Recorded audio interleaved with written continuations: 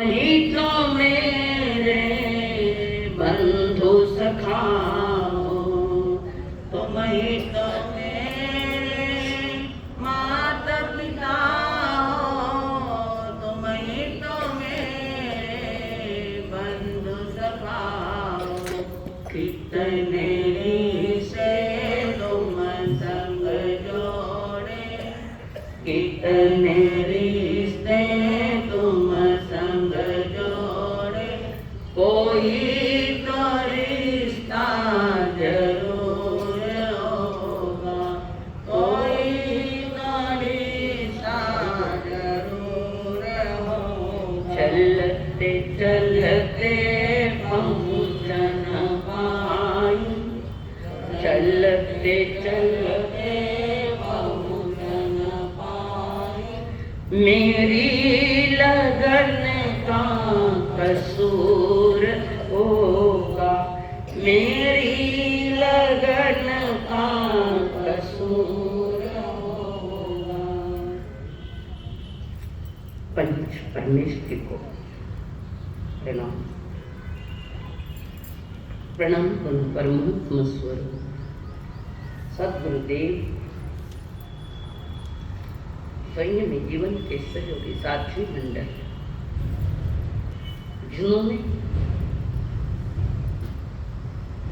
हमारे जीवन में एक नई रोशनी भरी अनंत अनंत उपकारी परम पूज्य आदरणीय श्री अम्मा जी महाराज जीवन को प्रकाशमान करने हेतु जिन्होंने हमारा हाथ थाम कर हमें सद्गुरु के श्री चरण में समर्पित किया। अनंत अनंत उपकारी मेरे संसारी स्वर्गस्थ पिताजी एवं स्वर्गस्थ माता जी, उत्तरायण सूत्र का आज तीसरा चौथा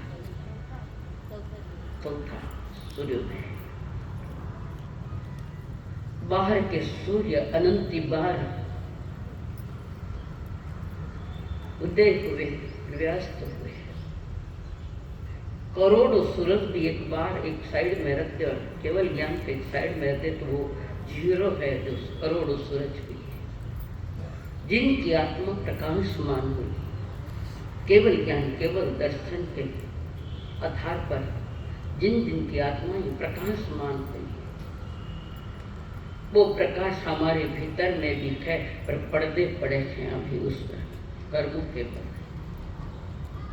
परमात्मा महावीर जी ने पावनपुरी के पवित्र प्रांगण में पवित्र कंठ से जो अंतिम देशना दी, राजे महाराजे मंत्री सामंत सभी थे और उस सभा में कोई राजा नहीं कोई मंत्री नहीं, कि सत्संग की सभा चल रही है, सत्य का साक्षात्कार हो जाए। तो जाते जाते भी प्रभु ने बहुत दिया, खूब दिया है। देनारे हाथ हजार, माझी झोली दुबड़ी, देने वाले दाता ने खूब दिया है। उसी परमात्मा महावीर जी के प्रथम गंधर्व गौतम जी है सबसे पहले, और संघ के गणिनी यानी प्रमुख मां सती चंदन बाला है, साध्वी प्रमुख, और उसी के साथ श्रोता सुनने वाला, जिसको श्रोता कहते हैं, उस अंतरंग से जो भीग रहा है वो श्रोता है। राजगृही के महाराज श्रेणी है, परम भक्त परमात्मा के प्रभु। एक रोम में मैंने प्रभु के प्रति, उनके वाणी के प्रति, उनके देशना के प्रति कोई संशय नहीं, कोई संशय नहीं, और हम संशय मुक्त हो नहीं पा रहे हैं।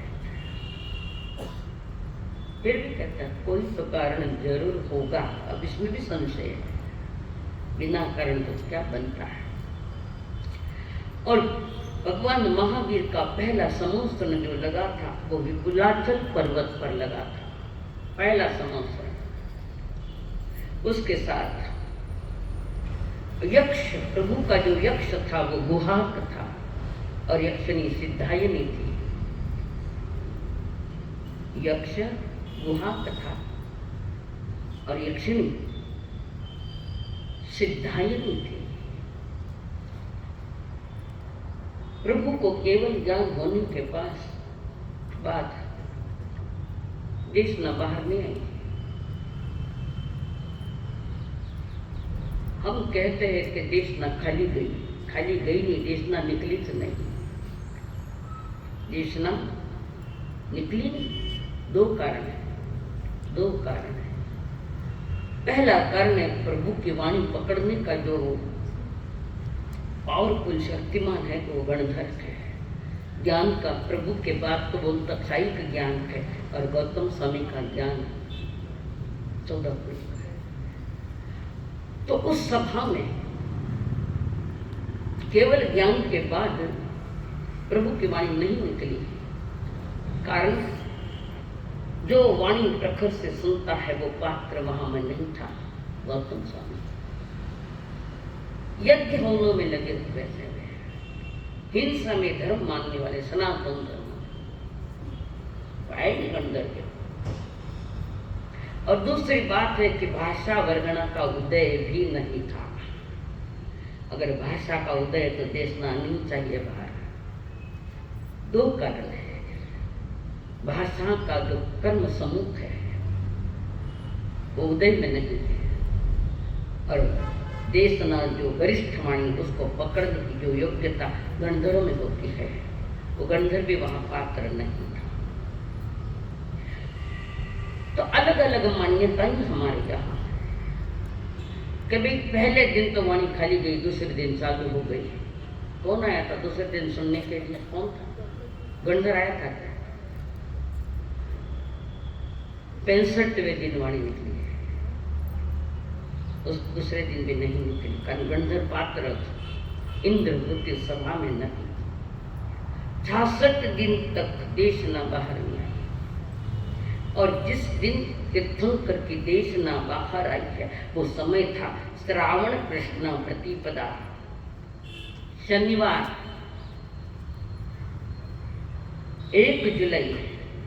और कई दो 1 जुलाई ईसा पूर्व 557 पर, ईसा यानी ईस्वी सन के पहले 557 पर वो देश न बाहर आई। पात्र वहां आ गए थे। देवेंद्र जो देवलोक में, ऊंचे देवलोक में जो देवेंद्र है उनका आसन उस समय हला चला ही। मानो केवल ज्ञान होने के बाद इतना समय हो गया, पात्र नहीं है पकड़ने वाला। और उसी समय देवेंद्र जी ने देख लिया, देवता के इंद्र कि वाणी बाहर नहीं, पात्र वहां न है। तो वो स्वयं इंद्र देव निकले और सीधे गए इंद्रभूति के वो होमशाला में, जहाँ होम चल रहे, जब प्राणी की बलि दी जा रही वहां पहुंचे। वहां पहुंचा, अजब लगा। इंद्रभूति नाम तो वही था, इंद्रभूति। और उसको एक प्रश्न किया, इसका जवाब चाहिए, इसका अर्थ बताओ। आप ज्ञानी हो? कौन से ज्ञानी थे? हिंसा करने वाला कभी ज्ञानी नहीं होता, और हिंसक चीज खाने वाला कभी जैनी नहीं होता। जो धर्म में मान्य नहीं वो चीजें खाने वाला जैन नहीं हो सकता, कहने का जैन है। और वहां पर उन्होंने एक प्रश्न खड़ा किया इंद्रभूति में, जान उत्पाद वे द्रव्य युक्तम सत्य, वस्तु का स्वरूप है। उन्होंने वो प्रश्न इंद्रभूति को पूछा, इंद्रभूति को जवाब आया ही नहीं। वे तो सारे हिंसा में, क्रिया में लगे थे। कह रहे हैं क्या क्रिया में डूबे, ज्ञान उनके पास तो सम्यक चाहिए, वो नहीं था उनके पास, कारण वो हिंसा में धर्म मानने वाले थे। वो उत्तर नहीं आया। इंद्रदेव ने जान दो नहीं आया तो मैं मेरे प्रभु के पास जाऊंगा। और वो अहंकार का पुतला इंद्रभूति, उसको अहंकार को चोट लग रही है कि मेरे से भी कोई ज्ञानी और है ही क्या, देखता हूं कौन ज्ञानी, मैं उसको हराऊंगा।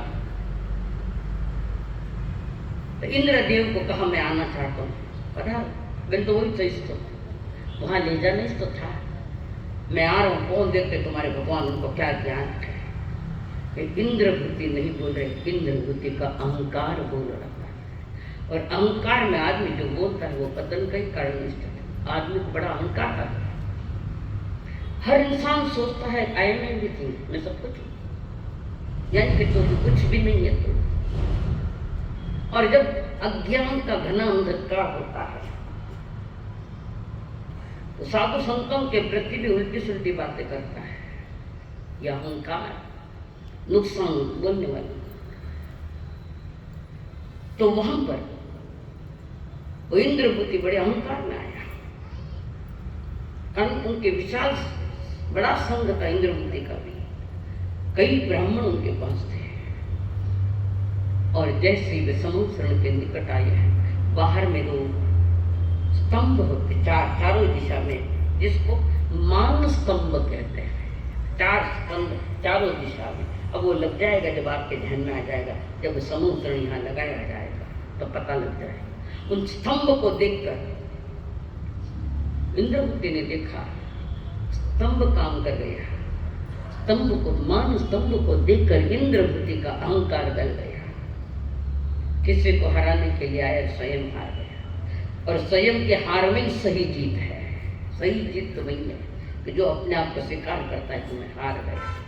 शाब्दिक नहीं होना, वो परिणामिक होना, अंतरंग परिणाम के साथ होना। और वहां पर जैसे ही वे पधारे और पहली वाणी निकली, उत्पात वे द्रव्य उत्तम सत्य, जगत का सत्य, पदार्थ का सत्य, वो उन्होंने कहा उत्पन्न होना, नष्ट होना, फिर भी कायम रहेगा। इस सिद्धांत की चर्चा 4-8 दिन पहले मैंने की थी उसकी। तो वहां पर वो कहते हैं उत्पन्न होना, नष्ट होना, फिर भी कायम रहना। जवानी चली गई माधो जी, व्यय हो गया, प्रौढ़ अवस्था उसका उत्पात हुआ, उत्पन्न। और आप तो वही जो जवानी में थे, वो प्रौढ़ अवस्था में वही हो, इसको कहते हैं ध्रुव। तो वाणी बरसी गौतम और इंद्रभूति गए। प्रभु के देखते ही परिणामों की ऊंचाई बढ़ रही थी। और प्रभु के पास जाकर विनय भाव से निवेदन करता है, मैं दीक्षा लेना चाहता। अभी तो कोई बातचीत भी नहीं है, बिना बातचीत के चल रही है। कारण तीर्थंकर के बाद ज्ञान का क्षोभ सबसे ज्यादा गणधर का होता है, दूसरा ये वाणी पकड़ ही नहीं सकता, नहीं पकड़। फिर आगे जाकर वो गणधरों के माध्यम से आगे आगे आगे फ्लोइंग होते होते हम तक आइए। और अब थोड़ी बची है विचार, वो आगम बहुत था पर थोड़ी बचा, थोड़ा थोड़ा ही बचा, थोड़ो थोड़ो रियो तो भी थोड़ो थोड़ो वाचन री इच्छा नहीं हो गए, पुरुषार्थ कम पड़ रहा है हमारे। तो यहाँ पर गौतम स्वामी मुनि बन गए, मुनि बन गए। और मुनि बनने के बाद उनको कौन सा ज्ञान हुआ?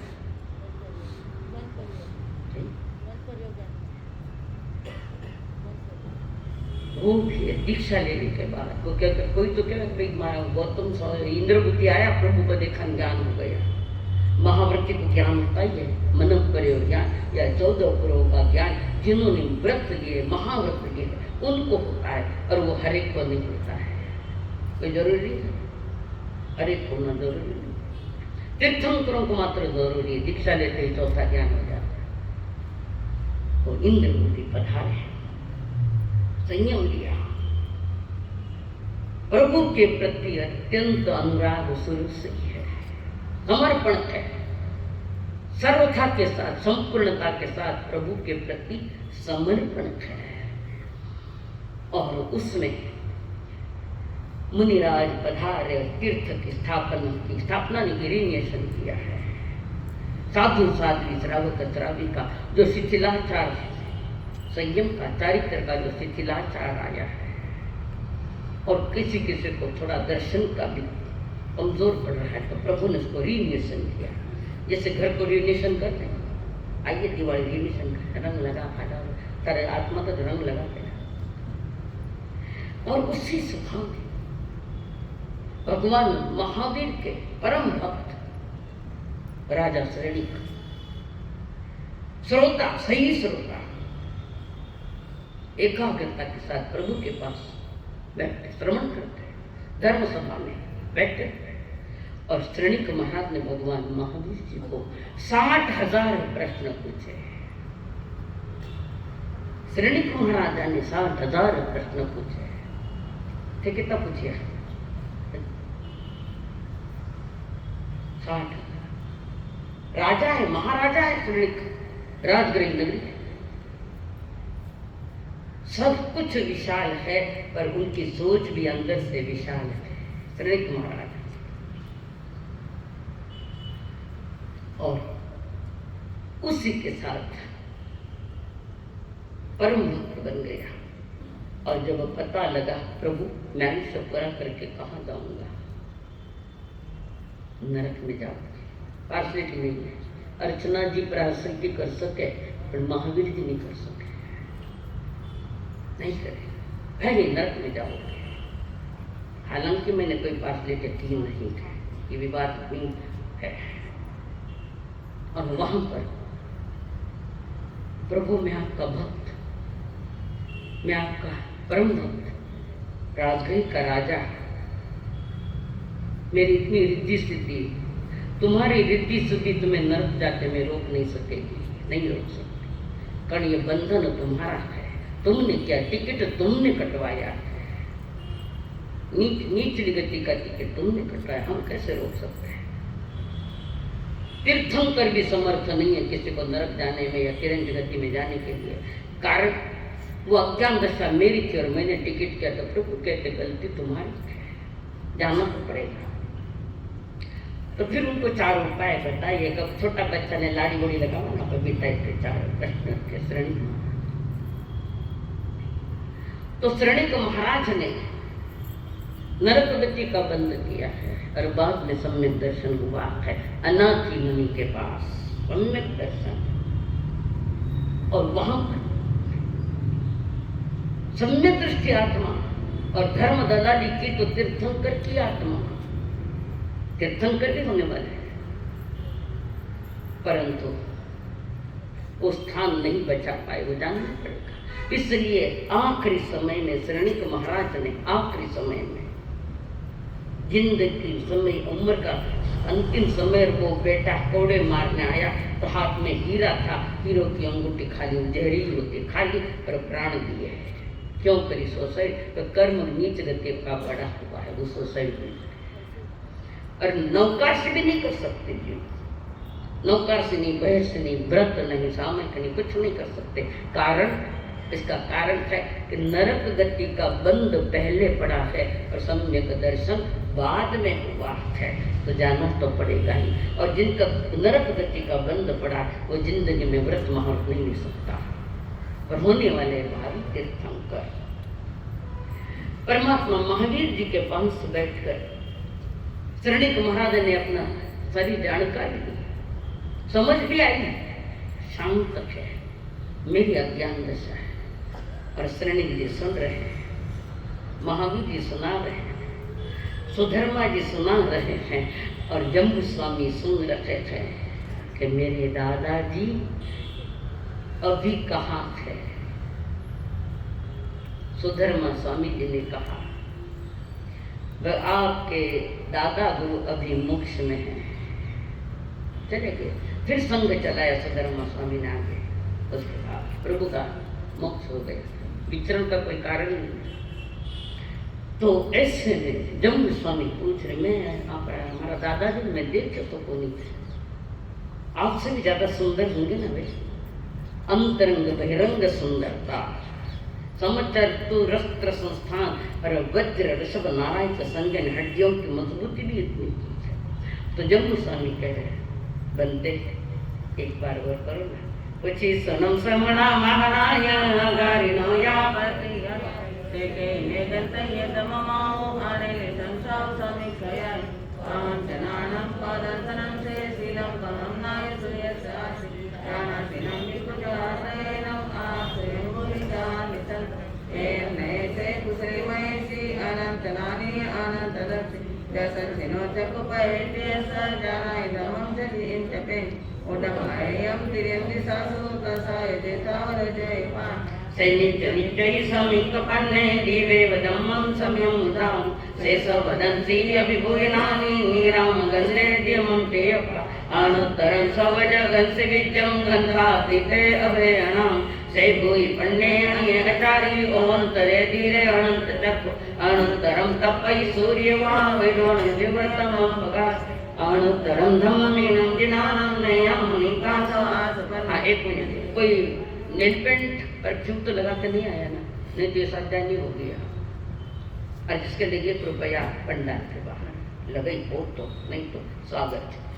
अणुत्तरम धम्ममीनं जिनानं नयं मुनिकासवासुपन्ने। इंदेव देवान् महानुभावे सहस्रनेयादिविदं विसिद्धे। सेपन्नया अपय सागरे वा महोदरी वामि अनन्तपारि। अनाविदेवा अकसाय मुखे सत्येव देवा हि वै। सेवीर्येनं परिपूर्णवीर्ये सुदंसने स्वानसवसते। सुरारे वासि मुदाकरे से विराये देव गुणोवे। स्वयं सहस्राम्बुजोयनानं तिक्कण्डगे कण्डगवे जयन्ते। सेजोयनेन वनमयि सहस्रे कुटुसुतो हेट्ट सहस्रमेघ। कुट्टे नभे चिट्टै भूमिमट्ये जं सूर्यानुपयुक्तयन्ति। सेहेम मण्डे बहुनन्दने यजंसिरै वेदयै महिन्द्रा।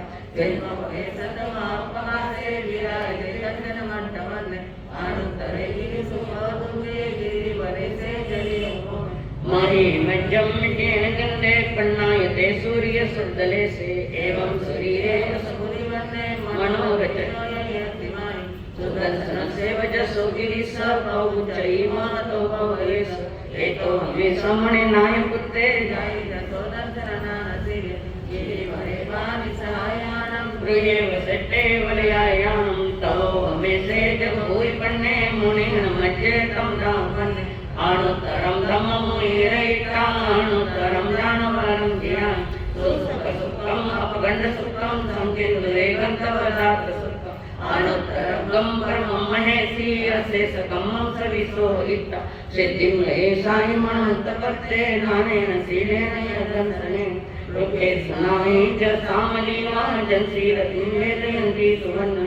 गणेश वाचन्दनमाहुसैतं नानेन सीलेन यमुनिपन्ने।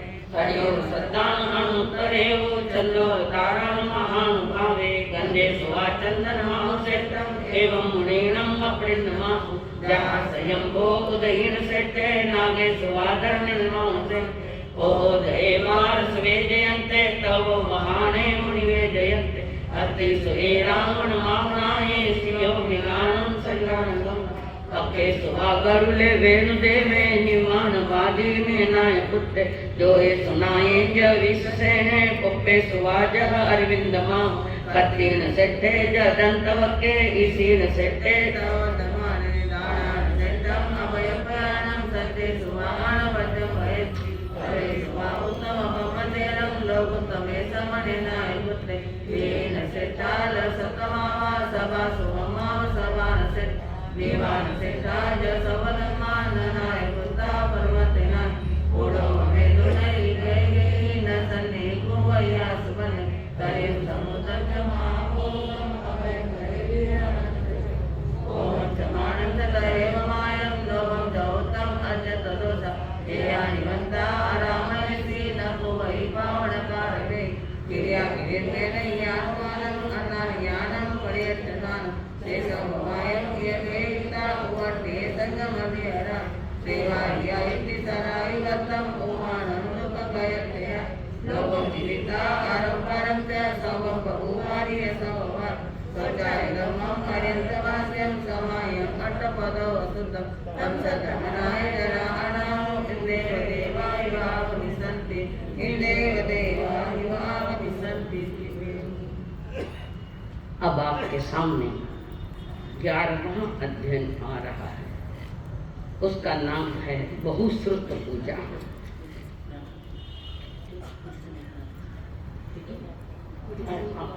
अर्थोद्भूत धन्यवाद। तो परीक्षा कर रहे इंद्रपुटी में जम्बू स्वामी और जानकारी ले रहे थे और समाधान दे रहे थे हमारे सुधर्मा स्वामी जो पंचम गणधर है वे सूचना दे। कल कितनी गाथा हुई थी? 6 हुई थी ना? हाँ, आज 7वीं गाथा है। अणुत्तरम धम्म मिनं जिनं नियम मुनि का सवासु पंडित। इंदेव दिवं महं भावे सहसनिता दिव्यं। जिस प्रकार स्वर्ग में हजारों देवों में इंद्र प्रमुख है। सत्ता, रूप, गुण और ऐश्वर्य जिनके हाईएस्ट में प्रधान है, सब उत्कृष्ट है।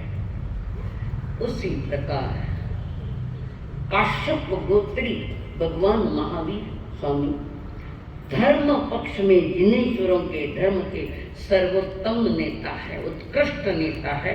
इस राजकीय नेता नहीं, ये धर्म नेता है। तीर्थंकर पद इनसे बड़ा कोई नहीं होता। ऐसे उत्तम पुरुष 63, जिसको हम सलाघा पुरुष के 63 है ना, ज्यादा है नहीं? उसमें सब 63 में सबसे श्रेष्ठ तीर्थंकर देव होते हैं, उनके आगे कोई नहीं। भले धर्म में कहो चाहे ऐश्वर्य में भी कहो, देवी देवता जाल जला लिया फैलाते देखते ही बनता है।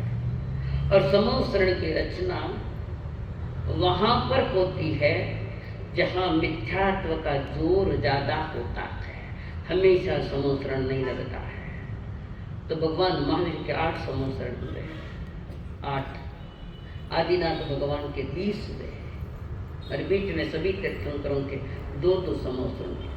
तो जहाँ मिथ्यात्व का जोर भयानक होता है, अंधश्रद्धाएं जहाँ अनंत है, हिंसा में जहाँ धर्म माने जाते हैं, वहाँ देवता जाकर तीर्थंकर के लिए समूह शरण की रचना, धर्म सभा, समूह शरण यानी धर्म सभा।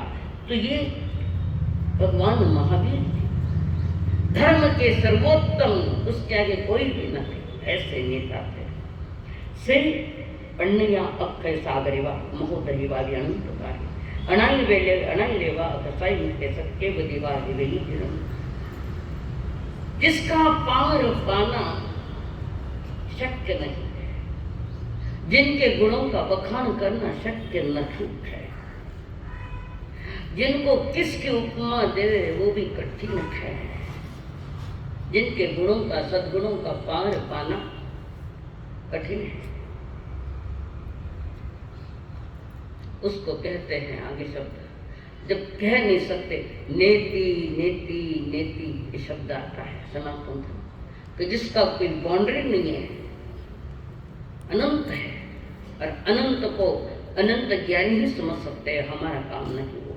तो जिनके गुणों का पार पाना शक्य है ही नहीं, ऐसे वे स्वयंभू रमण महासमुद्र के शुद्ध एवं अक्षय जल की भांति भगवान की प्रज्ञा यानी ज्ञान, प्रज्ञा का अर्थ ज्ञान, प्रभु की प्रज्ञा विशुद्ध और अनंत थी, कारण वे केवली भगवान है, तो उनका सब कुछ अनंत में ही जाता है। वे निर्मल थे प्रभु, कषायों से रहित है, कारण घातिया कर्म छूट गए हैं, खत्म हो गए, कषाय नहीं, उसके साथ कर्मों से मुक्त तथा दिवादिपति शक्येंद्र के समान दीप्तिमान है।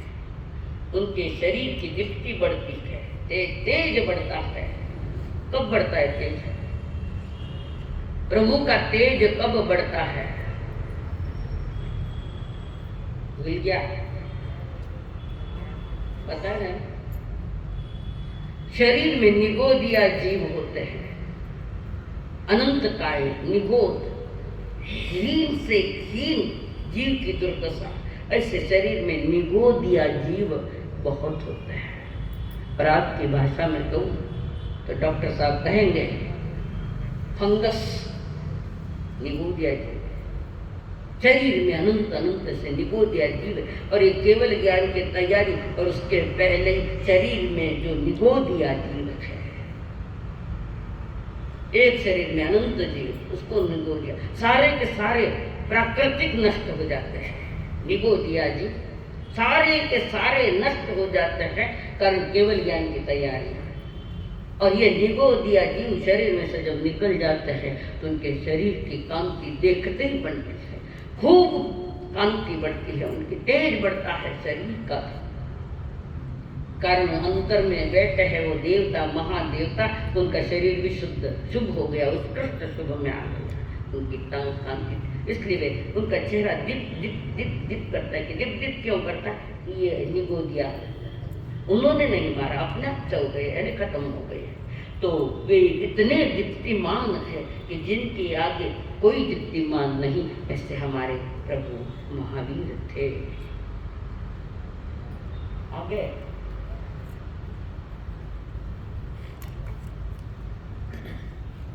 बहुश्रुत सूचनामून 11 संजोकाळी पुनकसानकारसके पुनव आयरंको परिसाने अनुकूळितूने आहे जे अभिनवी अभिनवीचे ततेलुद्यानिके अभिकनमुंडवरी अभिनवसे अपचन ठाणे जैनसे कर्नाटकई तंबाखू अपमान रुग्णालयाने हॉटेल ठाणे सिकरितीचे अस्थिरतायन ते नयमुदाहरे नासिले नविसले नसियलुले अपने सज्जे सिकसिलिटीचे चौदसिम ठाणे बट्टमाने सज्जे अभिनयचे निवाणंचन गच्छई अभिकनं कोई हवई बहुतांचे कोई मैतीचे वाणव वयम स्वयं लुदुनमचे अभिभाव करे किंवा अविमित सुकुपई सुप्रिय समित सरळ कल्याण उद्रय वासे पावयम पावकम पैनवय धुले ततिलुते अनिगय असमविभागी अभिनेती अभिनेती उच्चई अपनरसिम ठाणे जैन अपनरसिम ठाणे हिमसुयनिती उच्चई नियावती अचवले अमाई अकुह हले अपमचे ऐकई पवंतंचन कोये मेतीचे मानव भवी सुयन लतुन वचई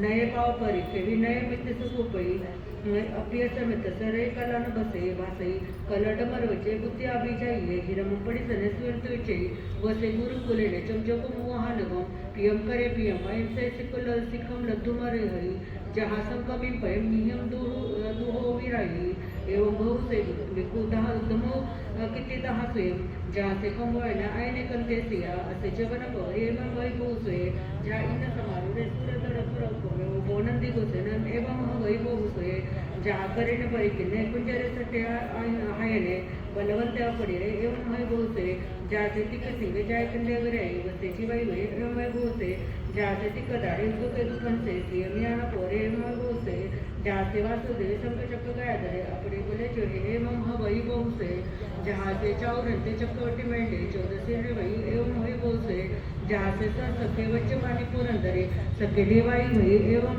वही बहुसे जहाँ से तिबिर बुद्धि से बुद्धि जैसे दीवारे जलते तेने एवं वही बहुसे जहाँ से उड्डी चंदे नखंत परिवारिये पड़ी पुण्य पूर्णमासी एवं वही बहुसे जहाँ से सामयन कठागार सरे सुरखिए नाना धन पुण्य पुण्य एवं वही बहुसे जहाँ सा दुमान पवरा जमुना मसुदर्शना अनाड्य सदेवस एवं वही बहुसे जहाँ सा नयन पवरा सरेला सावरम गमा सियाने नवंत पवा एवं वही सुबहुसे जहाँ से नगान पवरे सुमह मंदरे गिरी नानुसे पचलिए एवं वही बहुसे जहाँ से स्वयंभुर मने उदय कोदय नानरे न पुड़ी पुण्य एवं वही बहुसे समुद्र गंभीर समाधुरसया अचेकी अकेन सुपहंसया सुयस पुन्हा विउल सतायण कवित्त कमं वै उत्तम गया तमासुय महितेच्या उत्तम टके गवेसये जैन पारंपरम च व सिद्धि संपौच समिति प्रेमी गेरा वचन संपूर्ण बहुश्रुत की है महिमा धारी आगम के है वे पुजारी उपाध्याय पद के वे धारी पढ़े पढ़ावे करे तैयारी मोक्ष मार्ग के खोजी बने वे बोल बोल जय बोल मानव पुत्रालयन को बोल मानव पुत्रालयन को बोल। इस 11वें अध्याय में परमात्मा ने बहुश्रुत की चर्चा की है। बहुश्रुत, श्रुत यानी श्रुत ज्ञान, श्रुतवाणी, श्रुत बहुत है इनके पास। तो यहाँ उत्कृष्ट जो बहुश्रुत होते हैं वे 14 पुरों के धारी होते हैं। 14 पुरों का ज्ञान और अंतिम 14 पुरोधारी कौन बने हैं? भद्रबाहु स्वामी।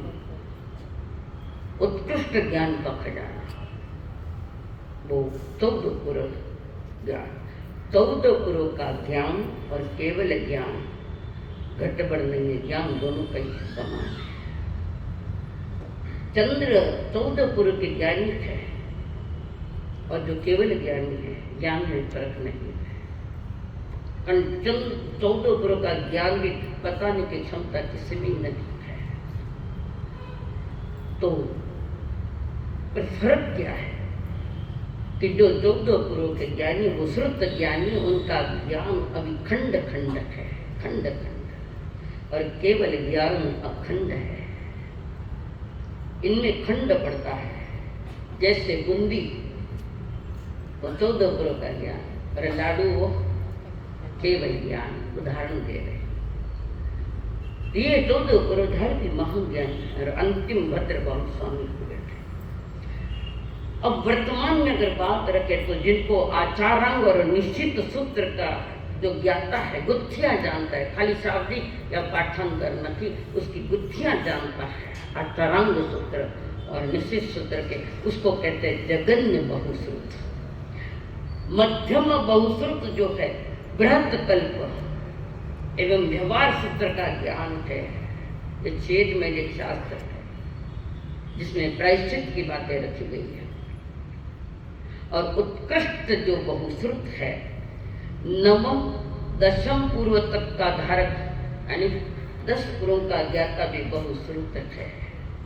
तो अलग अलग क्वालिटियां है।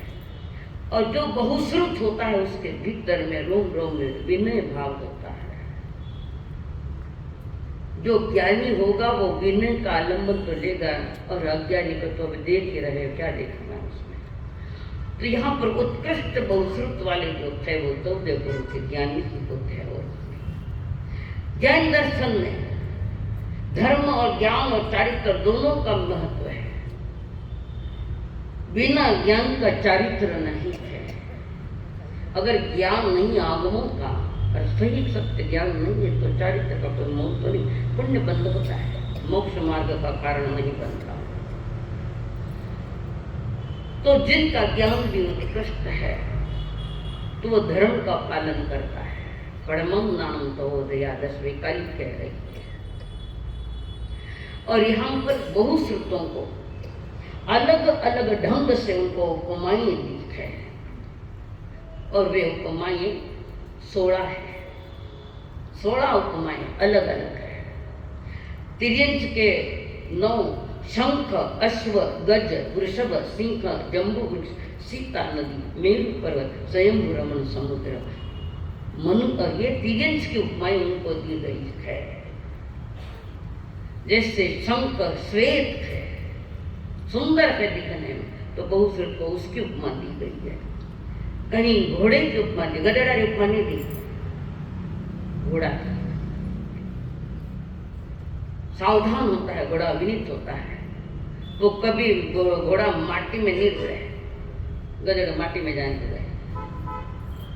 उत्कृष्ट उपमाएं दी है उन्होंने। हाथी, गज, वृषभ, बैल, सिंह, जम्बू वृक्ष। कहाँ है जम्बू वृक्ष? अरे जम्बूद्वीप में, थाने घर में है क्या? जम्बूद्वीप में छाना। ये जम्बू वृक्ष जहाँ मेरु पर्वत है, महाविजय मेरु पर्वत, वहाँ ये वृक्ष है, जम्बू वृक्ष। सीता नदी वो महाविद्य से निकली है, मेरु से निकली है। संसार की सबसे बड़ी नदी है सीता और सतोदा, संसार की सबसे बड़ी नदी है। और उसके बाद मनुष्य के 4 देव, वासुदेव, चक्रवर्ती, सामाजिक वीर योद्धा, और देव के 3, शुक्र, सूर्य, चंद्र, ऐसे कुल मिलाकर 16 उपमाएं देने। पल्लू सर पर रखो, इतने डूब मत जाओ कि हम अपनी यहाँ की मर्यादा छोड़ दें। तो बहुश्रुतों को 16 ज्योति की उपमा हमारे जिन शासन में समृतमल जी महाराज को बहुश्रुत की उपमा थी। समृतमल जी महाराज जो गच्छाधिपति थे, महाज्ञानी थे वे। उसके बाद अब दे तो रहे हैं, पर वो बात नहीं बनती जो समृतमल जी महाराज महान साधक। उसके बाद अभी थोड़ी पदवी मिली है प्रकाश मुनि जी महाराज साहब कि जिन्होंने चंपालाल जी महाराज साहब ने अगली पीढ़ी के लिए जिनको चुना है वो प्रकाश मुनि जी महाराज है और किसी को नहीं चुना है। और यही गड़बड़िया हो गई, पद की भूखों की गड़बड़िया हो गई सारी। आदमी प्रसिद्धि का भूख है या ये शासन प्रसिद्धि चाहने वालों का नहीं है, आत्मसिद्धि चाहने वालों का ये शासन है।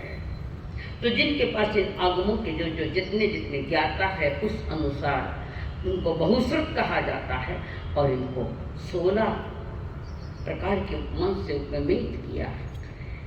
और वो बहुश्रुत जिनके गुणानुवाद जो करता है अंतरंग से समझपूर्वक विवेकपूर्वक उनका गुणानुवाद किया जाता है।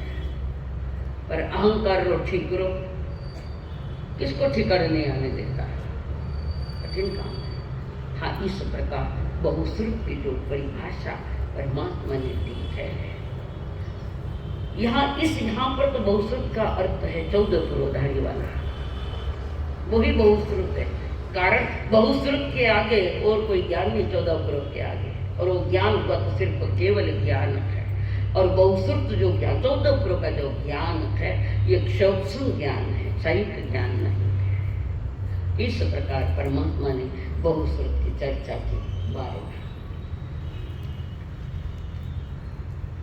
हरि केशे नामक 12वां अध्याय।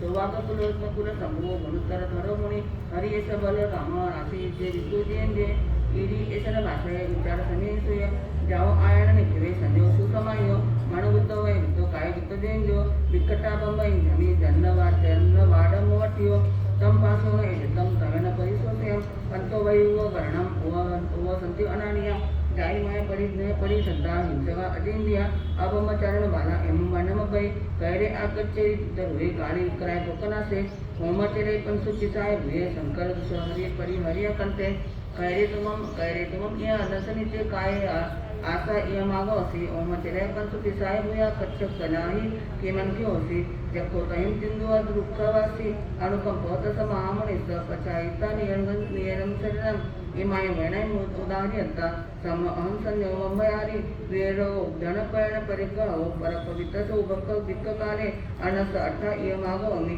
वेर जय कजे बुद्धय अन्नम पव्यम भययानमेयम जानाहिये जमे जान जीविनति शेषाव शेषम लहुतवस्ति ओवखरम भुवन महाना अतठ्यं सिद्धमहेगवकं नौ वयम एष मन्नमापानं दाहं शुद्धं किं जोसि तले शुद्ध्यायं भवन्ति काशया तयेव निनेसुय आश्रयाय एयाय सदाय दलाहमज्ज आराह्य उन्नमिनं कुकित्तं चित्तानि अहं ये नानि रोये जयं कपिन्ना विरवन्ति पुन्ना जे महाना जाय जोव गया तायं तु पेतायं तु पेसलायं कोवय मानय वयोजसिं मौसम अदतंच परिक्रमच ते महाना जाय विद्याविना तायं तु पेतायं तु पावयाय तु पेतवो भार हरा किराणं अर्थं याना ऐजवे उच्चावयं मुनिचरन्ति तायं तु पेतायं तु पेसलायं अज्जावयनं परिकुलवासी प्रभासति किन्नो सगासे आई अभि एयम विडसो अन्नपानं नयनं दाहं तु अन्यंता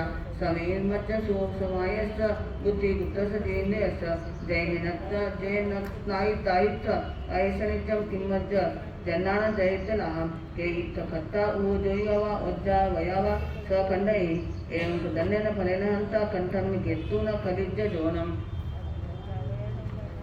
अज्जा वयनं सुनीता उदाय तत्व बहुकुमारा दंडे वितेक सैंतेव समागयतम इस्यं तालयन्ति। कौन सी गाथा चल रही है?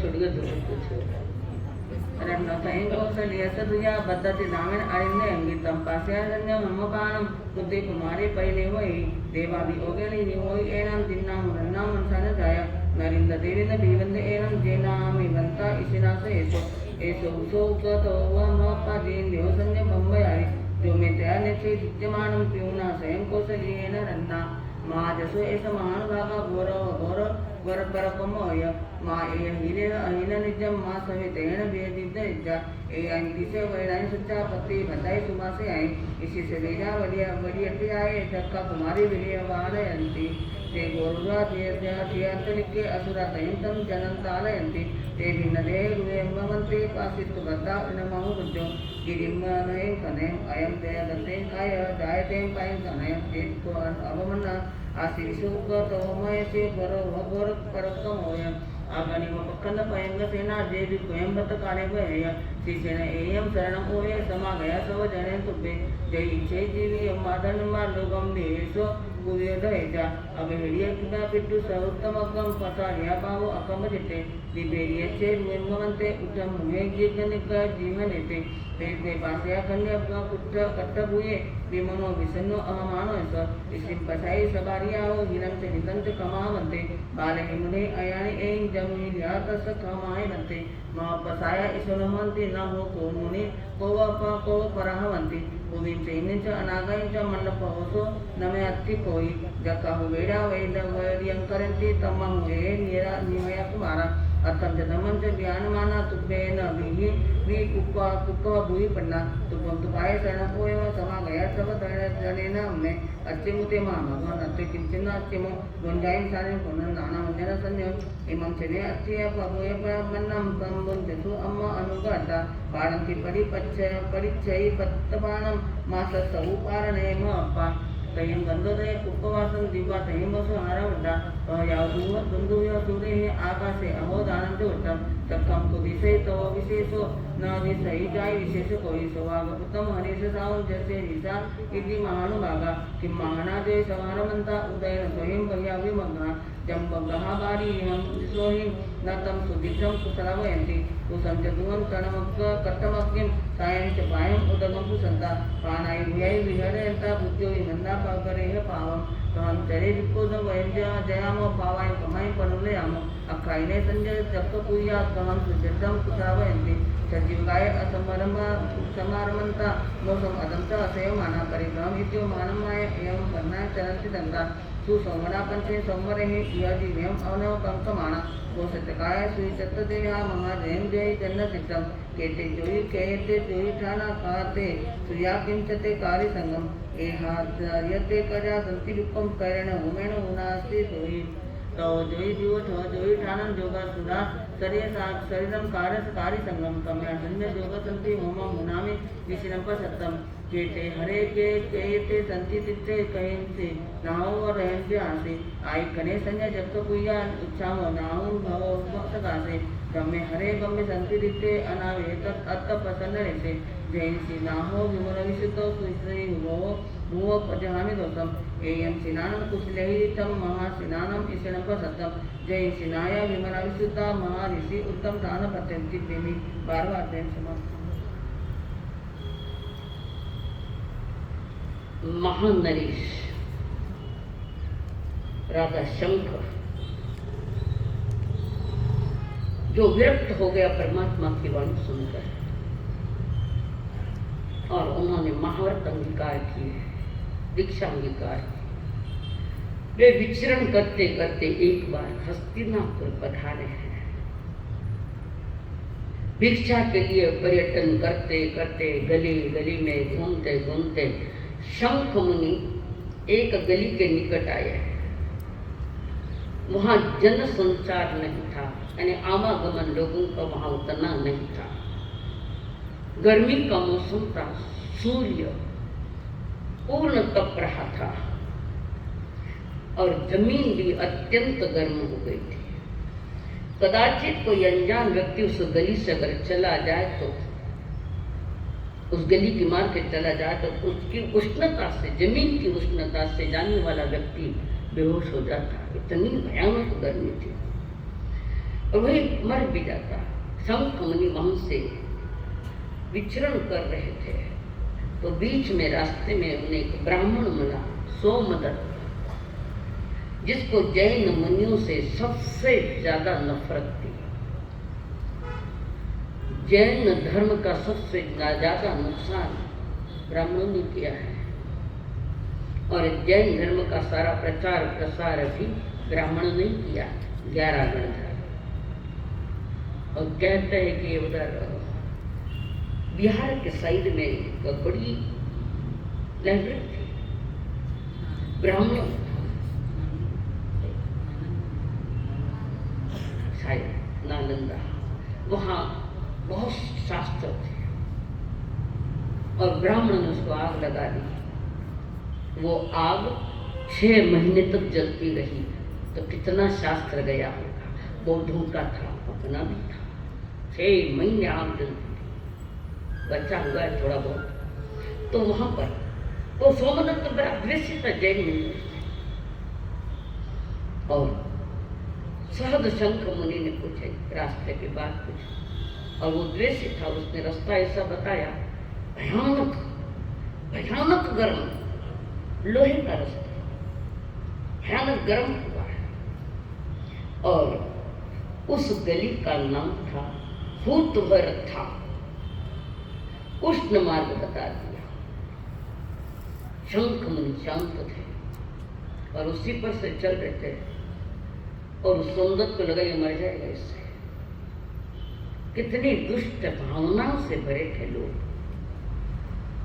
और वहां पर निंदा शांत प्रभाव से महान त्यागी महायोगी शंख मुनि सहज चले गए। वो सोमदत्त अब मरेगा, वो मरे काय के शक्ति धर्म की त्याग की शक्ति और पाए। तो वो उस मार्ग से भी चले शंख मुनि, तो उनको आइस जैसे लगा, ठंडा लगा।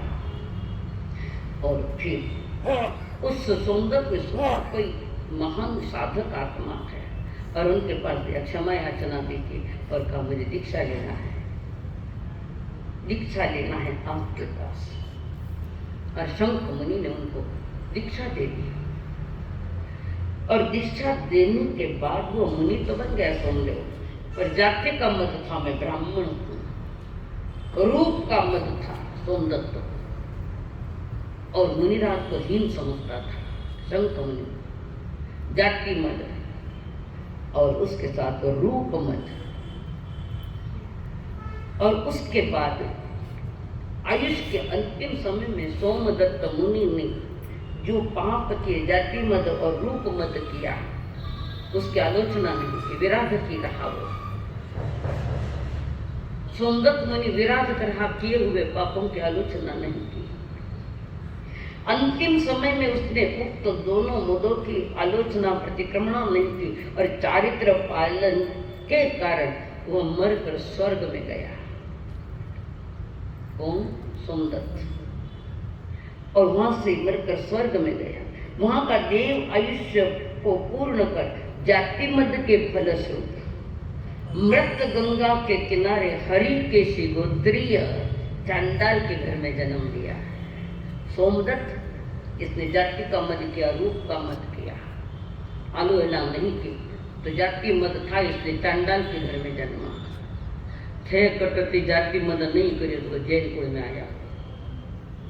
चिंतन करो तो पूर्व में कोई अच्छे कर्म किए, कोई अहंकार नहीं किया है, ना जाति का न कुल का अहंकार किया था, अच्छे स्थान पर आकर बैठे हो। तो अच्छा स्थान मिल गया तो तुम अच्छे बनोगे, कोई कानून थोड़ी है। अच्छे स्थान में बैठे अच्छे काम करो, कोई जरूरत थोड़ी है। और वहां से वे चांडालों के अधिपति बल्लकोट नामक चांडाल की पत्नी गौरी के गर्भ से ये उत्पन्न हुआ है, जिसका नाम था बल रखा गया। इसका हरिकेशियांगा, उसका नाम बल रखा गया। यही बालक आगे चलकर हरिकेश बल कहा गया। महान क्रोधी, क्रोध कहीं पार नहीं, काला कलुटा चांडाल के घर में आया। एक जाति मत का इतना फल आया सामने। रूप मत क्या था? काला कलुटा नकटा चाप आदि आदि आदि। शरीर का कोई ढंग ही नहीं। मत करो ये बातें, वे प्रभु ने फरमाया है। और उनके परिजन उसकी क्रूरता को देख कर घृणा करने लगे। तो परिजन भी ऐसा घृणा करने लगे। जैसे जैसे वो बड़ा होता गया हरिकेश, उसका स्वभाव उग्र होता गया। किसी से भी लड़ता, लड़ने की जिसको आदत है तो कुछ भी बात बन के लड़ता है। लड़ने वालों को क्या है, कोई बहाना थोड़ी चाहिए, कोई कारण नहीं होता भी लड़े। पूर्व भोग का पाप है यहाँ उदयना, चतुर्विध संग से कभी उलझना मत, कभी नहीं।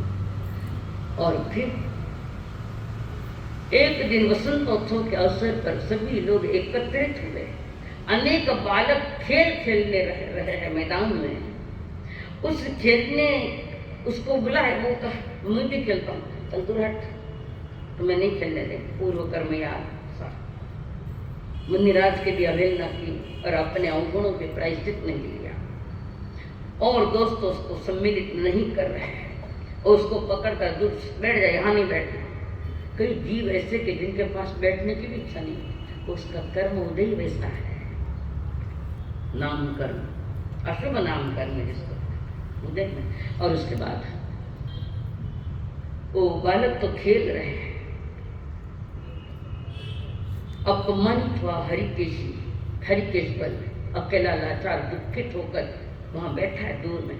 घर में परिवार वाले पास में नहीं आते हैं, यहाँ बालक पास में नहीं आ रहे, अकेले को डाला है। देखो फल कैसा मिलता है, समझदारी रखो थोड़ा।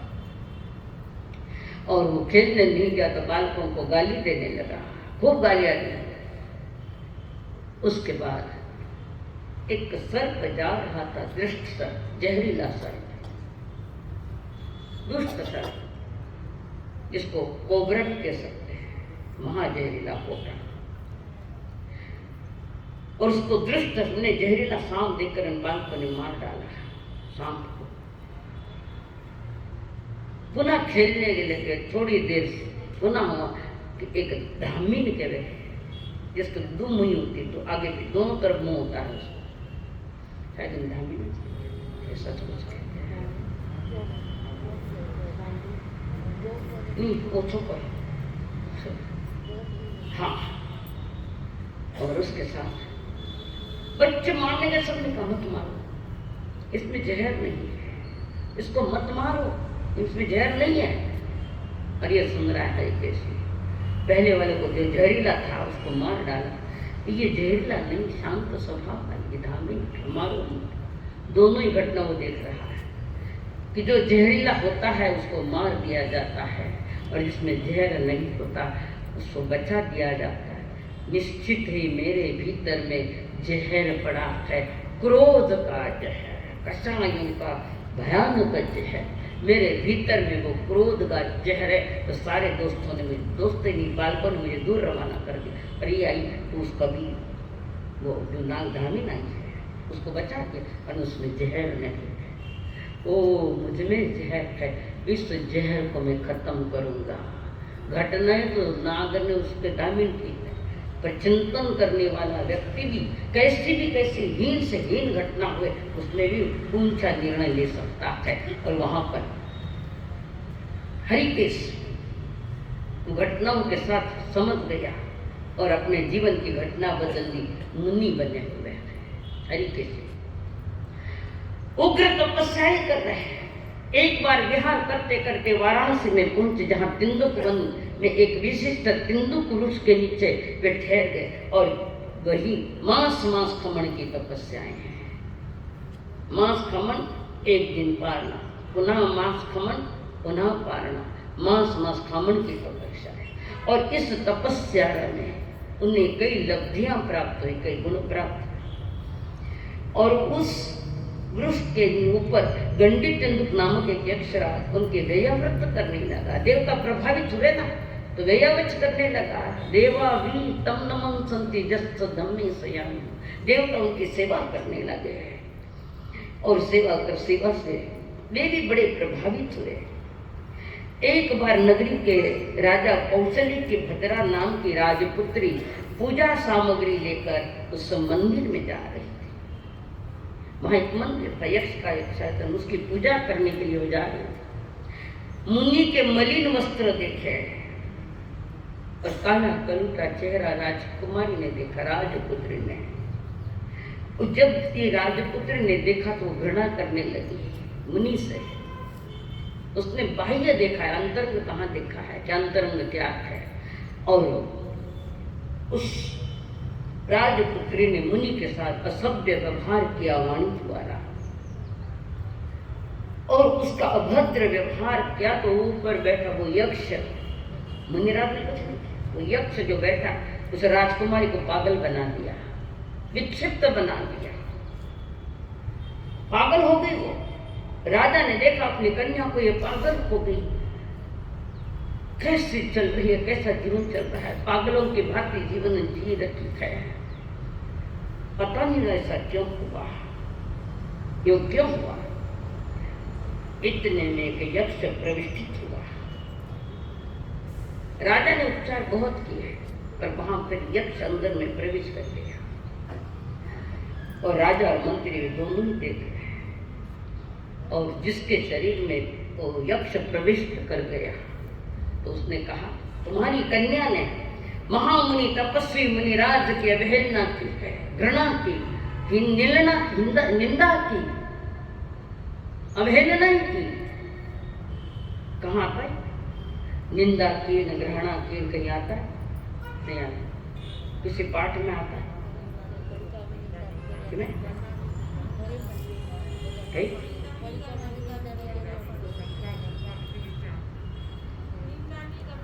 दिक्खुतो अयाहीणम पयाहीणम निंदामी गरिहामी अपमानम दूसरानी, रोज 3-3 बार बोलो।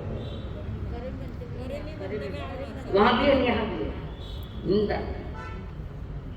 देखो तो वहां भी होता है, मैं अपने गुणों की ग्रह करता,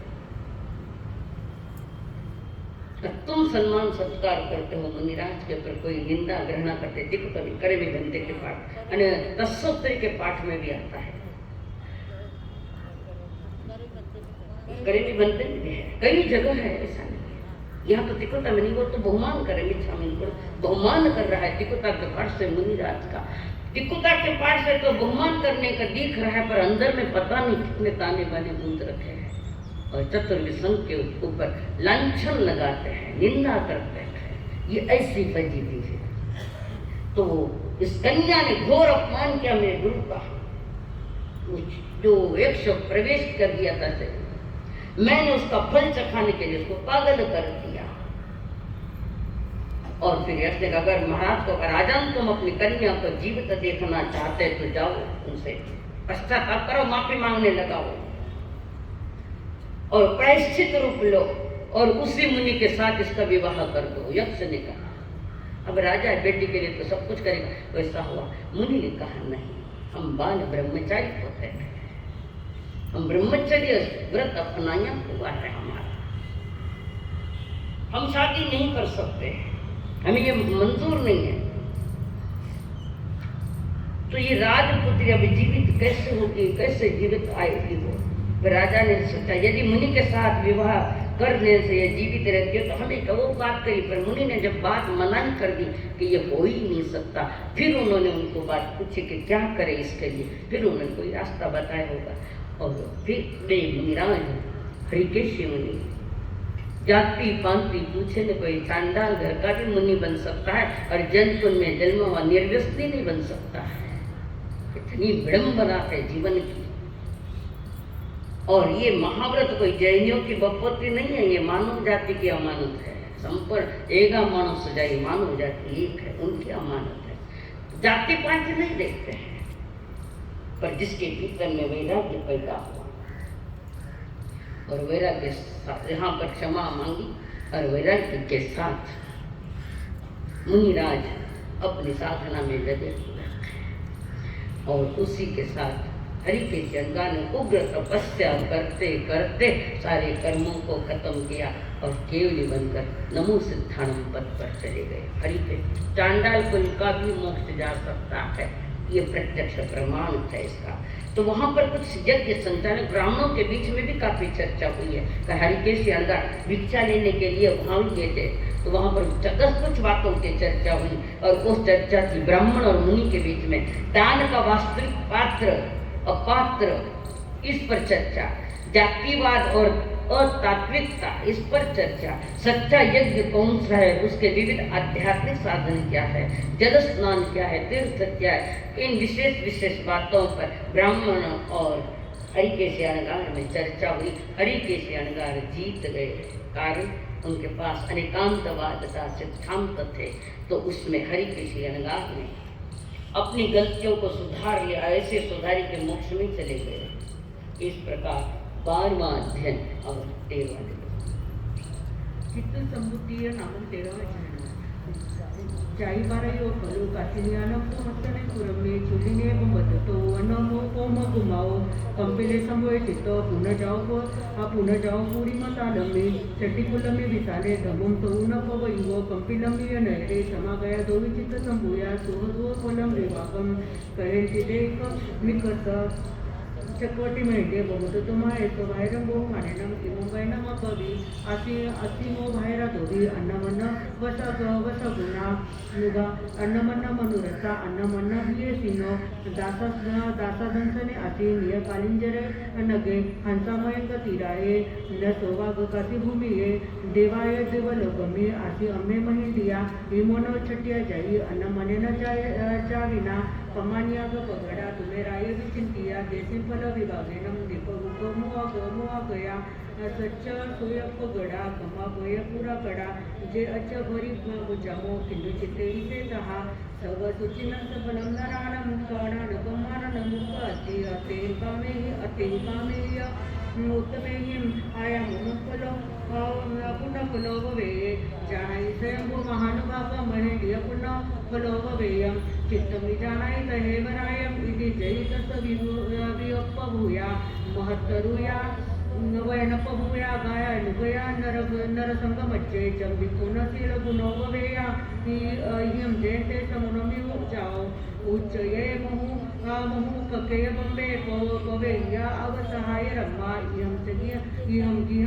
इमं गिहं तदनुपभूया पसाई पंचद गुणो भवेयं नटे हिम या बाह्य हिम नारी जनाय परिवारयन्तो भुंजायि भोगायि मायु न विपुल मम रुयि पवच उदुक्तम न भुवने नेहे न कयानुरागम नराह्यं काम गुणे सुखितम दमस्यो तस विज्ञानो उद्वेगी चित्तो इमोवयनम उदाहरिता सववियलियम गियम सव नटम विनम्रियम सवे आभरणा भरा सवे कामदुआ वहा बालाभिरामेषु दहातु हवहेषु नतं स्वकामगुणेषु रायं विरक्तकामानतोदनानं जम्बिपुनशीलगुणरयानं नरेन्द्रजाय मनरानं सौभागजायितु दोगयानं जहिवकं जहिवयं सवजनस्तवेतावसीय कुसौभागनि निवेशनेषु तिसयजाय उपाध्याय मुच्छामि सौभागनिवेशनेषु सवसलोकस्य दुगुञ्चनिच्या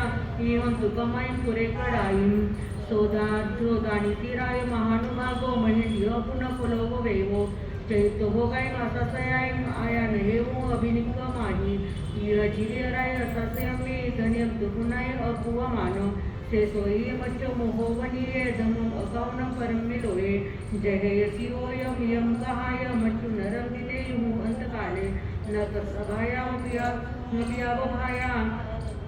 कालम मितमसारहमन्ते न तत्सदुत्वं विभयन्ते नायो न मितवकान सुयान बंधवा इको स्वयं पच्चुन होई दुःखं कंतारमेव अनुजायि महकमं चित्तादुपयं च चौपयं च कृतं इयं धनं च संगम अवसकमभियो अवसोपयायि न परं